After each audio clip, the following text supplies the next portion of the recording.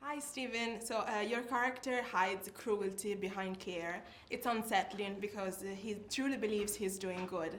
How did you find that balance between love and manipulation? Um, Great question. Thank Just you. what I think you tend to do is you work on a scene together as a collective. Really, do you know what I mean? It's that kind of thing. It's what was really nice about this job is we got to spend uh, quite a bit of time together. So you kind of we were taught we there were long days in Poland and in the studio. But we talk a lot, wouldn't we? And Anson's great. He has that kind of hunger for wanting to find the truth in the scene, which is wonderful. Do you know what I mean? So I I also like talking about a scene and then playing it straight away and seeing what happens. And that's where we kind of had the same philosophy and the same ideology of how we see acting. Do you know what I mean? You talk about it for a little bit and then you play, and you never know what can happen. But you have to be there for each other. Do you know what I mean? And then obviously, crazy, wonderful director Jan. It's kind of you go, okay, let's see what you're bringing to the table then. And it was a great opportunity to just play, and therefore you never quite know what's going to happen within the scene, because I don't think you ever should as an actor. You should never preconceive what is going to happen. You come prepared. Look, every actor should turn up knowing the words, on time, which is important. On time, should be there on time. Every actor should be on time. Otherwise, it just becomes about ego and, you know what I mean, this kind of power structure, which is a load of bollocks. So every actor should be on time, basically, because every other person's there on time. The least you can do is be a bit of decent and have some respect for your crew who've been there. We're a team, and the crew's been there well before you, and they will be there well after you go home. So, yeah, that's my philosophy anyway. That's how I like to conduct myself. What he said. And Anson, Thomas' imprisonment feels both physical and emotional, almost like a metaphor for growing up under constant judgment. What did this story say to you personally about freedom and identity? Great question. Yeah, great Thank question. you. I mean, the physical act of wearing that chain did so much, because I hadn't thought about it too much, to be truthful. Before we started filming, I thought so much about the script, the character, the relationships, and it was an oversight from me, this prop that I would be wearing for the majority of the you were film. stuck with. Yeah, literally. And I suppose it kind of helped in a way, because if I practiced with it too much, it might have seemed inauthentic. I came in on the first day and I'd only tried it on once before, and all of a sudden I was being physically and emotionally weighed down, not just by this collar, but the actual chain itself is so heavy as well. So, you know, when you're performing under that physical weight, it does really affect your physicality and your mentality as well. Absolutely. And as Stephen said, it was a real collaboration, this film, a real collaborative effort.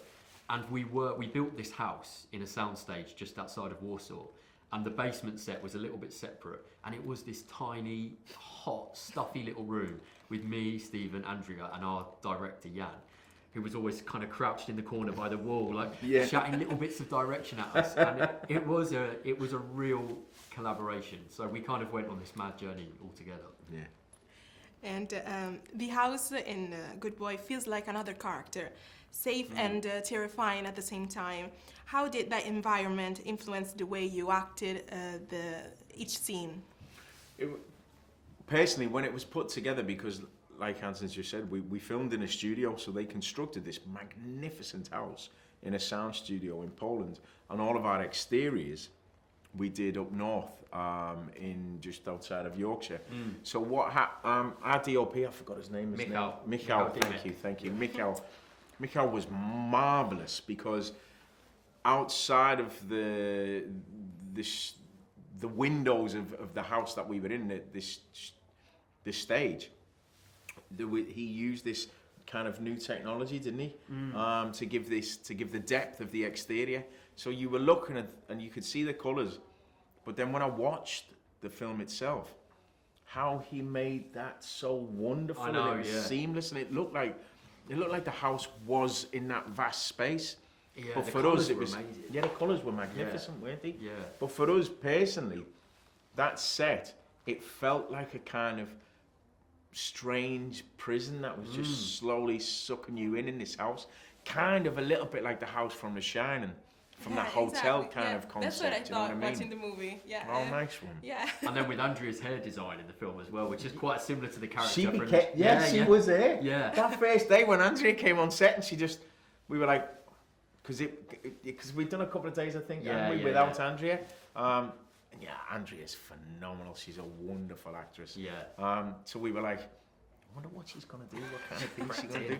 And she just kind of glided into set, and we were like, oh shit, what's going on? Yeah. And it was like, wow. Can you imagine me chained up and I've got Chris walking around because Stephen does this magnificent walk and then Andrea kind of gliding in. I'm like, and every time I watch the film now still, I'm like, this is just bizarre. It's totally absurd. Yeah. But it's entertaining. Yeah.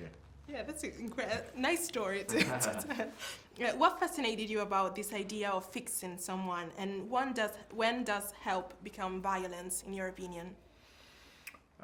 I think, for me personally, do you know what I mean? Looking at it from my character's perspective within what's going on in the film is, he's trying to fix his wife. He's trying to pull his wife out of that kind of catatonic depression she's entered, because he loves her so much, and he will do anything for his wife, anything to the extreme of even kidnapping a replacement for their son. Do you know what I mean?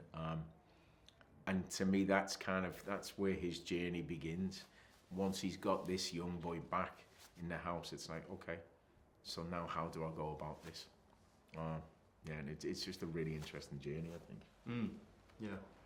Thank you guys very much. It was a pleasure. Thank you very much. Thank Great you. questions. Thank Yeah. you. Lovely to talk to you. Yeah.